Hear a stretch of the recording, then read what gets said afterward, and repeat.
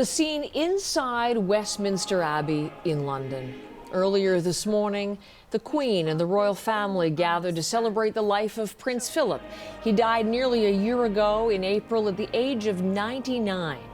But they weren't able to have a proper memorial and funeral at that time because of COVID, of course. So today, a service of thanksgiving to honor the Duke of Edinburgh's life and years of public service. And as we were looking in live and watching those pictures, Ellen Morrow outside talking to people in the crowd who gathered to see members of the royal family. Tell us more about the memorial, Ellen. I guess the big headline is the Queen was well enough to be in attendance, and she walked in herself. That's right. She walked in herself, Heather, right up until the last few hours before the service got underway this morning. There was a big question mark hanging over whether or not the Queen would be able to be here this morning. She was here, but she did not go in the door of Westminster there behind me. And you can see the trucks there as they start to take down some of the elements of the ceremony inside. She did not go through that main door as usual. She went through a side entrance, an entrance that meant she had a much shorter walk to her chair. And we know at 95 years old, she is facing increasing mobility issues. She had a walking stick, and she entered on the arm of her son, Prince Andrew. Now that is going to be a moment that is getting a lot of attention today. Prince Andrew only recently settled a civil sexual assault case in the United States. Virginia Giuffre has said that when she was a minor, 17 years old, she was forced to have sex with Prince Andrew. Allegations that he has denied, but questions continue to surround that whole scandal and episode.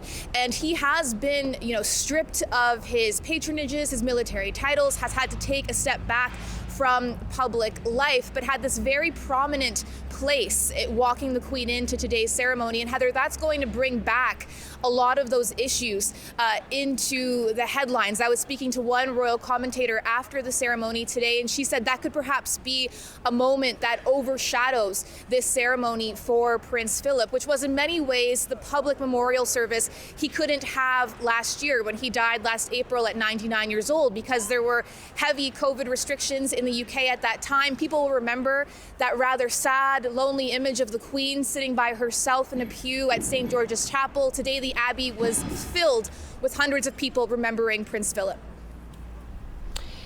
The time, Ellen, the timing of all of this, of course, to see the royals together. Prince Andrew, you mentioned it has been a difficult time for the Queen and a number of controversies involving members of the royal family of late.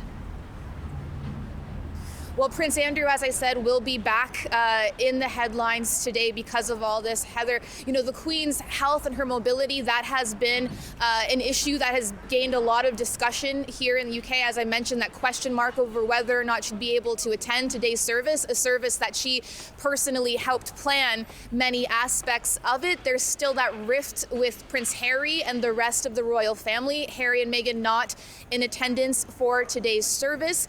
The Duke and Duchess of Cambridge were there with their children. They're recently returned from a tour of the Caribbean that did receive a lot of criticism for perhaps some tone-deaf moments in that tour, as more countries in the Caribbean appear poised to follow the lead of Barbados and remove the Queen as head of state. So there are a lot of challenges facing the royal family at this moment of reflection on the life of Prince Philip, and just a few months before the Queen celebrates her Platinum Jubilee, Heather, 70 years on the throne. Ellen, thank you very much for all of that. Ellen Morrow, live outside Westminster Abbey in London.